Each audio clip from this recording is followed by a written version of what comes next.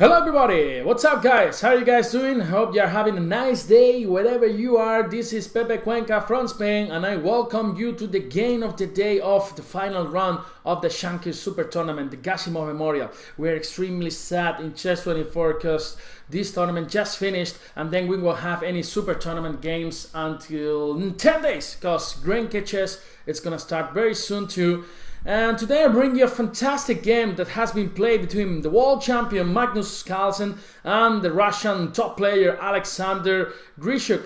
The game has been extremely interesting, so fasten your seatbelts and then let's cut the bullshit and see what happened in the 64 squares. As you guys know, Magnus Carlsen had already won with a round to spare this tournament. Still, this guy is a fighter, so both players went for it and then let's see what happened. So Magnus decided to go for e4 and Grischuk replies with e5, the most used defense in top tournaments for black. So knight f3, knight c6, and here you guys have different options. For white you can go for the Scotch, you can go for the Italian, or you can go for the Spanish Ruy Lopez mainly. So this is what Magnus Carlsen did in his game. And here there are two main options. You can go for the main Spanish with a6 or the Berlin defense that Vladimir Kramnik, and brought into fashion in his match against Kasparov, right? And it's one of the most solid defenses for black here, and it's pretty tough to get an advantage for white. So here there are different alternatives. You can go for short castle. This is the main line, reaching the endgame, which is extremely famous, knight e4. Here rook e1 is very solid, but d4, knight d6, bishop takes, d takes, de, knight f5, and queen d8, king d8. This endgame has been played like thousands of times in top tournaments.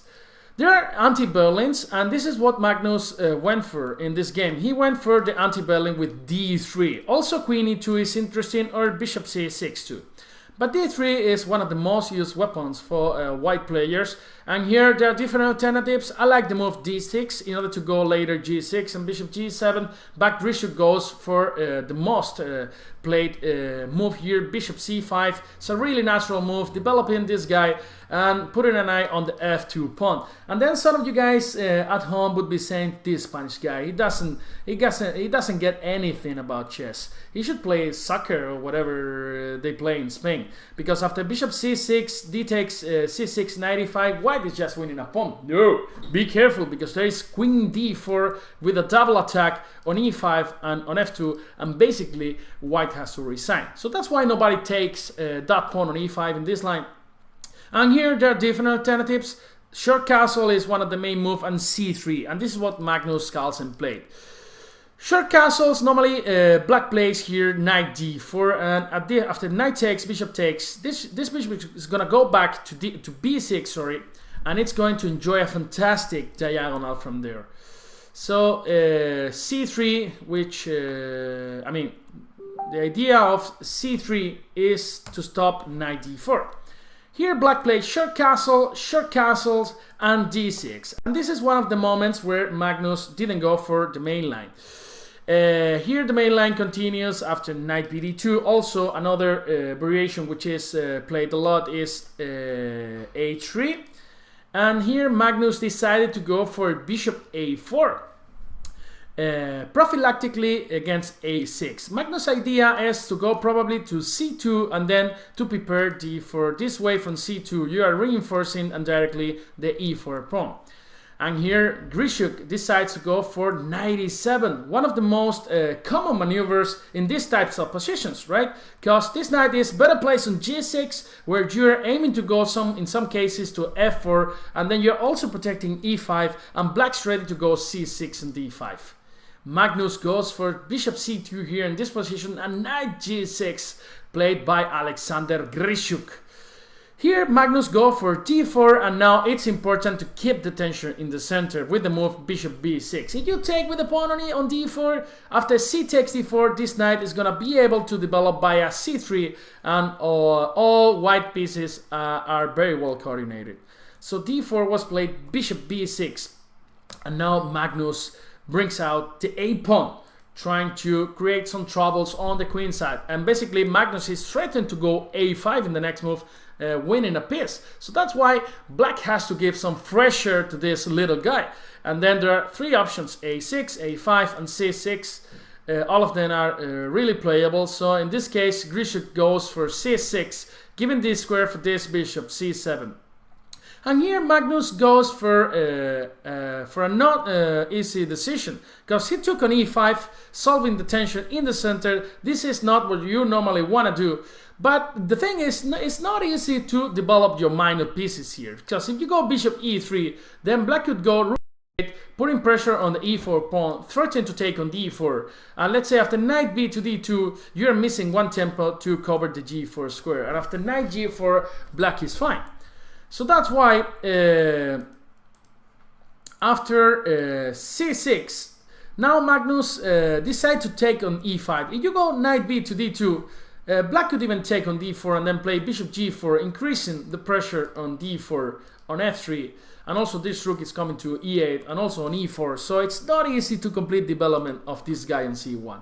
So that's why Magnus took on e5, d takes e5, knight takes e5, knight takes, d takes, queen takes, rook takes. And when I was watching this game, well, I was doing Spanish commentary on Chess24, and I was thinking, you know, I think Magnus is going to offer a drop very soon, because the position is pretty balanced. He already won the tournament, and why not? I mean, it would be a fantastic average tournament for him, so he did already the job. But this is what I like the most about Magnus Carlsen. He doesn't care. He just goes for the win in every game. And he tries very hard. And from this point, he started to play really in a brilliant way. I mean, he started to use his screwdriver and trying to tickle in Grischuk's shoulder, right?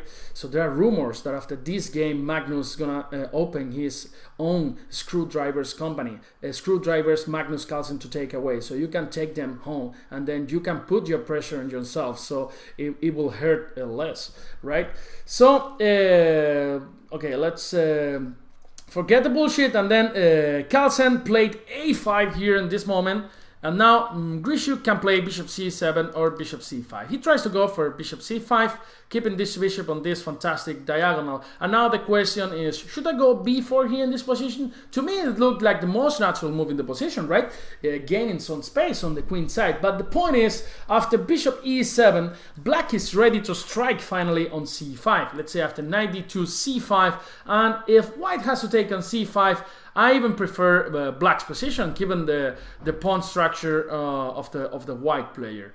So here, that's why after bishop c5, Magnus plays a more flexible move, knight d2. Bishop e6 was played by Carlsen-Grischuk, bringing out his last minor piece, and here rook e1 by Magnus, protecting e4, and b5 was played by Carlsen-Grischuk. A really natural move, getting some space on the queen side. And the point is, after a takes b6, which is not a very good move, a takes b6, rook e8, why black is gonna be worse? He's enjoying this open file, his pieces are more active, so that's why taking en passant is not a very good idea. But Magnus decides to go for knight b3. And from this point, he starts to put a lot of pressure on Carlsen-Grischuk's position, because now he's gonna take a tough. He's got to take a tough decision at this moment, because at home, some of you guys would be saying, "What is this Spanish stupid guy saying?" Like, again, he doesn't know shit about chess. I mean, just bishop e7 and nothing happens, right? What is Magnus Carlsen doing? Bishop e7, what is this knight doing on b3? Probably Magnus's idea was to go a6 here in this position. And the thing is, after knight a5, black could be in a little bit of pressure. Because let's say rook ac8, knight a5, and then you are threatening to go bishop e3, knight b7, using the c5 square. And let's say, for example, if black plays h6, a waiting move, you could play bishop e3, targeting the a7 pawn, and after c5, knight b7, rook d7, and rook a5, and suddenly black is in a lot of trouble. That's why after knight b3, black has to consider this option, and then that's why Grischuk decided to take on b3, a move that none of us want to play. We don't want to give up the bishop pair, right? As Confucius was saying like a lot of centuries ago, just keep the bishop pair, guys. So the other option, which maybe was a bit better, was to give up the other bishop, because after knight takes e5, knight takes e5, now black has this interesting square b3. Looks like that after bishop e3, white is better, but then there's this beautiful move, bishop b3. After bishop takes e5, bishop takes e2, then the position is equal, right? Opposite color bishops. And then if you try to keep this bishop, try to keep the bishop pair, there's knight d3 coming, basically forcing white to take this guy on d3. Because if you go rook e2, protecting this pawn, you are not really protecting it, because after knight b2 you can't take, because there are background problems. So that's why knight d7 was very, very interesting. But as we said, Grischuk decided to take on b3, and bishop takes b3 by Magnus Carlsen. And from this point, one can see the quality of these players. Like only with the bishop pair, everything is symmetric, but only with the bishop pair, he starts putting a tremendous pressure on Grischuk's position, which is who is already not in time trouble, really, but he's got at this point like 20 minutes for 22 moves. So actually it's a bit dramatic already. So here Grischuk decided to give up this bishop because he thought he had a lot of compensation against the f4 pawn, Facundo. He knows who is the rock star, he knows who is the more tasty pawn. That's why he wants to take it, Facundo. And here Magnus plays rook e2, protecting f2, and Grischuk plays rook d6. Not only trying to double rooks on the d file, but also threatening a tactical shot. Because again, some of you guys at home will be saying, what is this rook d6 for? I'm just gonna go h3, and then this knight has to go back home and then sit there. Because knight f2 is not possible, really, but it's possible, because after rook f2 there's rook f6, and now white has to resign. That's precisely one of the ideas behind rook d6. That's why at this point, Magnus decided to go for bishop g5, a really interesting move, covering d8 and covering f6, and finally bringing this rook to the action too. So now black played king f8, because moreover this bishop is threatening to go bishop e7, right? And let's say after h6, bishop e7, and the bishop on c5 is unprotected, and basically white is winning the game. So that's why king f8 was played, covering the e7 square. And now Magnus says, you know what, I'm gonna bring this rook to f1, because now after h6 I can bring this bishop to the only available square, c1, and then this rook is already ready for the action. Now knight f6 was played by Grischuk. He realized that this knight was basically doing nothing on g4 because there's no action against Facundo, and now g3 was played. Basically Magnus's plan now is gonna move the king side, and in order to do that you have to move the queen out of this diagonal, right? Because it's not just illegal to push this pawn to f4. So that's why he goes g3. The best square for the king is g2, and then white's ready to start the action on the king side. Here Grischuk played a6 and king g2 and knight d7. Grischuk says, you know what, I'm also starting to improve my pieces. Now I want to go bishop a7 and bring this knight to c5. There's a nice salsa party on c5 with Romeo Santos playing. If you like, sorry, it's bachata, not salsa. Romeo Santos is a bachata singer. If you like, you guys like Latin music, Romeo Santos, bachata, very sensual dance. I recommend it to you. All right, so bishop c1 was played by Magnus Carlsen. Why? Because he wants to go f4, but then this bishop can't even get trapped if you keep this bishop on g5, right? With move like h6 or f6. That's why first it goes to c1, and now he wants to start pushing Facundo. Finally, bishop a7 was played by Grischuk, and now f4 is coming. And here, a move like e takes f4 would be terrible. You can take with the bishop or even with the pawn, and you have opened the position for the two bishops, where basically they are really, really, really dangerous. right? So that's why you shouldn't take on f4, and this is why Grischuk played f6, keeping the tension on the center, reinforcing e5. And here Magnus starts pushing the king inside, putting pressure on the king side.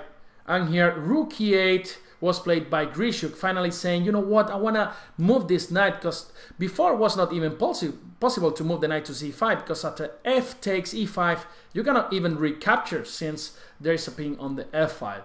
Here Magnus says, you know what, I'm going to continue with my plan, and now I'm threatening to go h6. And here Grischuk has a problem, because he has to decide with only 15 minutes in the clock if he allows h6 or he stops that by playing h6. And it's not easy to say what's better, because now if you play knight c5, for example, you cannot even do that because f takes e5 just wins. After rook takes e5, there's bishop f4, and then if you take this bishop, I will take your rook and then ask you who's your daddy, because you can't take back since there's a pin on the f file, right? So knight c5 is not possible, and then if you move another, you do another waiting move like king e7, then this pawn finally comes to h6, and then some of you would be saying, I just take this pawn, but then after rook h1, you are in a lot of trouble. This rook is coming to h6, putting a lot of pressure on f6 and on h7.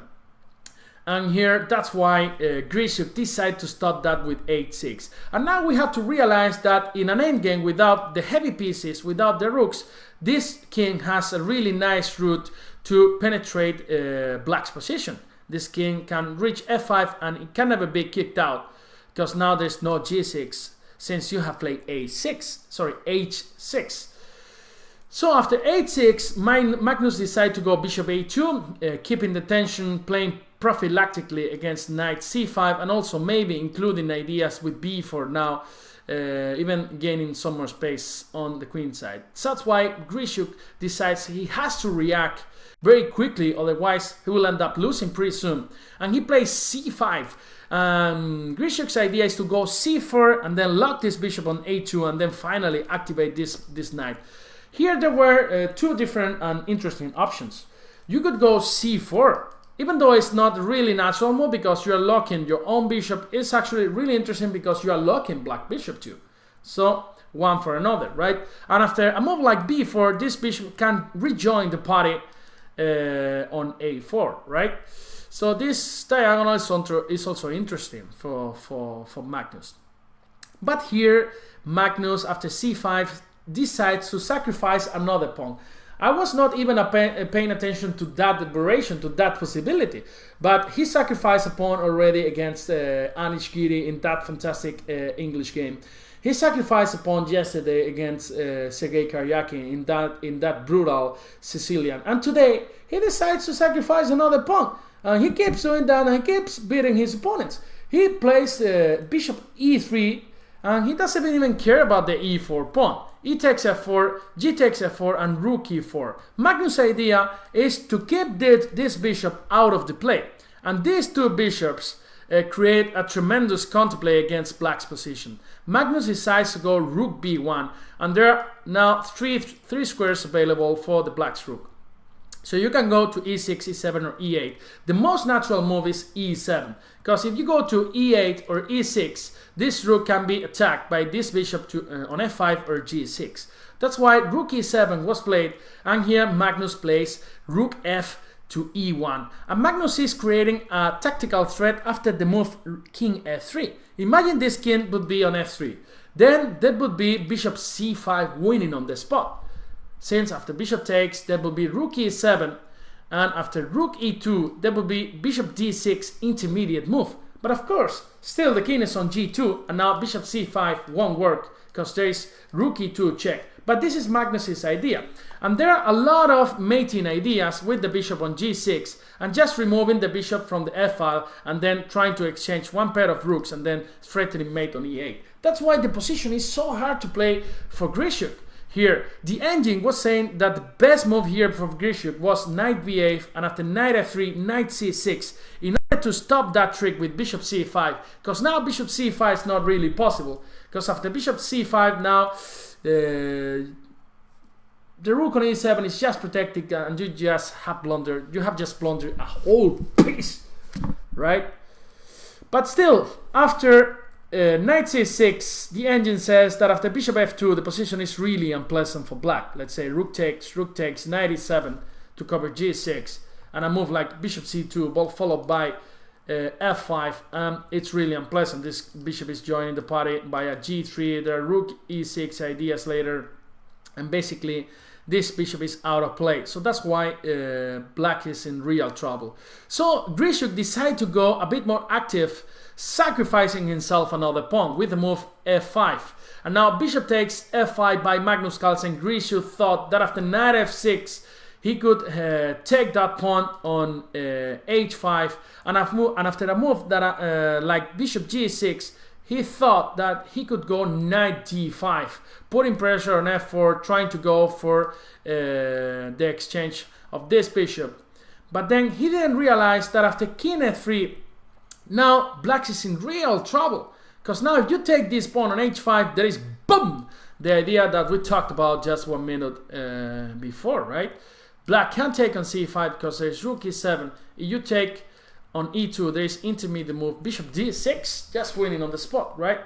So that's why after king f3, black is in real trouble, and Grischuk decided to go for knight d5, protecting e7, stopping this bishop c5 idea. But now Magnus finds a brilliant finish, rook d2. This humble but extremely strong move puts Grischuk in real trouble, because now there is a pin. White is threatening just to go bishop e4 as happened in the game. But again, some of you guys at home from your coach would be saying, you know, I don't care. I just take this guy on e3 and I'm gonna get 2 pieces for the rook. Rook d6, rook a5, sorry, knight f5, rook e7, king e7. But the problem is that this a pawn falls. And after bishop b8, rook a8, a6, a7 is coming, and black has to resign. That's why after rook d2, Grischuk plays rook d8, but Magnus keeps increasing the pressure on the d file with the move bishop e4, rook d7 only move, rook to d1, and now again forcing Grischuk to go back with the knight to f6, and here Magnus just takes on d7. Grischuk took with the knight. If black takes with the rook, rook takes e7, knight takes e7, bishop b7, and the a6 pawn is gonna fall. Because you go king a7, bishop a6, you cannot even play b4 since the bishop on a7 is unprotected. And if you try to keep this pawn by playing knight b8, extremely passive, then the killing move is b4. Because now you can't take, the bishop is hanging on a7, and after king e7, b takes e5, king d8, a move like bishop d4 just finishes the game. So Grischuk took with the knight on d7, and then Magnus played a brilliant move, a brilliant last move, rook d6. Now a6 is gonna fall, and then the a pawn is gonna win the game. That's why Grischuk resigned in this position. It looks like Magnus did nothing, but he did actually a lot of things. He started putting a lot of pressure with the bishop pair. He started pushing the king side, and finally he made his opponent collapse. So it's been a fantastic performance by Magnus Carlsen. 2988 rating ELO points of performance, almost 3000. This is just amazing. I think it's his third best performance in his career. He's now above 2860 rating points, like 40 points ahead, 45 points ahead of Fabiano Caruana, something like that. Magnus is back. Magnus is playing his best level, and we are all enjoying from his game. So here we finish the covering of this event. I hope you guys enjoyed all this analysis, and I'll be with you tomorrow in a Banter Blitz session of 3 hours. So I hope to meet all of you there. It's been a fantastic pleasure for me to be here. Yeah, so be good. If you drink, don't drive, and all that stuff. And see you in the next video. Bye bye. Have a nice day. Be good. Boom, boom, boom, boom, boom, boom, boom, boom, boom.